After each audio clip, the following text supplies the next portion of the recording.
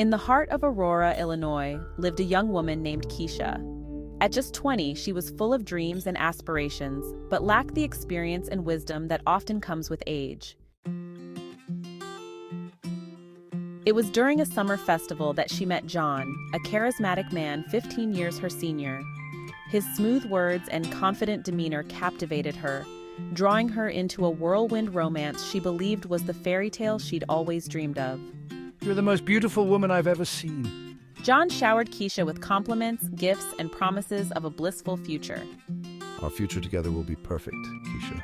I promise you that. He spoke with an authority and certainty that made her feel safe and cherished.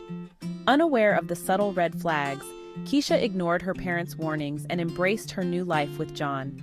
Her youthful innocence and desire for love blinded her to the manipulative control he was beginning to exert. As months turned into years, Keisha's life transformed. The man who once made her feel like a queen began to show a darker side. The criticisms started subtly, disguised as concern, and gradually grew into verbal and emotional abuse. Keisha's self-worth dwindled as John isolated her from friends and family, making her believe she was nothing without him. The birth of their daughter, Jasmine, brought temporary hope but also tethered Keisha further to her nightmare. Keisha grew up in a supportive yet protective household.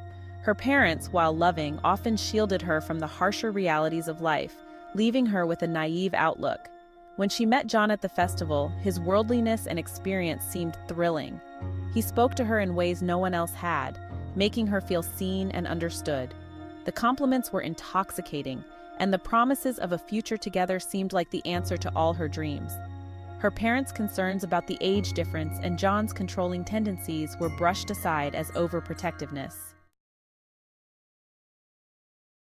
Keisha moved in with John, convinced that she was building a life of independence and romance. Initially, John's control appeared as care. He would decide where they went, who they saw, and how Keisha should dress. It felt reassuring at first, like he was taking care of her. But soon, the care turned into control. You don't need to work. I'll take care of everything. He said, convincing her to leave her part-time job and abandon her plans for further education. Her social circle began to shrink as John criticized her friends, calling them bad influences. Isolated, Keisha's world revolved around John, and she believed his narrative that she was too naive to make decisions on her own. The arrival of baby Jasmine initially brought a ray of hope. Keisha thought a child would bring them closer, but instead, it highlighted the stark reality of her situation. The verbal abuse intensified, often in front of their daughter. I felt trapped, my self-worth shattered. The dreams I once held seemed like distant memories. One evening, after a particularly brutal argument where John had belittled her in front of Jasmine, something shifted inside Keisha. She saw the fear in her daughter's eyes, mirroring the fear she felt daily. In that moment, I realized I couldn't let Jasmine grow up in such an environment. I couldn't let her believe this was what love looked like.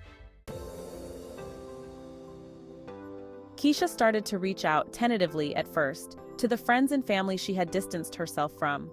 She confided in her mother, who had never stopped loving her, never stopped hoping for her return. With our support, you can see a way out, Keisha. You're not alone in this. With their support, she began to see a way out. She started to read about abusive relationships and joined an online support group for women in similar situations. The stories she read and the conversations she had were eye-opening. I wasn't alone and I wasn't to blame. Slowly, she began to rebuild her self-esteem and plan her escape. One night, while John was away, Keisha packed a small bag for herself and Jasmine. With her heart pounding, she left the house that had been both her home and her prison. She went to her parents' house, where they welcomed her with open arms. The journey is far from over, but we're here for you, Keisha. Keisha had to navigate legal battles for custody and rebuild her life from scratch. She found a job, started taking night classes, and attended therapy to heal the wounds of her past. It was a struggle, but each step was a testament to my newfound strength. Years passed and Keisha flourished. She became an advocate for women in abusive relationships, sharing her story to help others find their way out. Jasmine grew up in a loving environment, free from the shadows of her early years.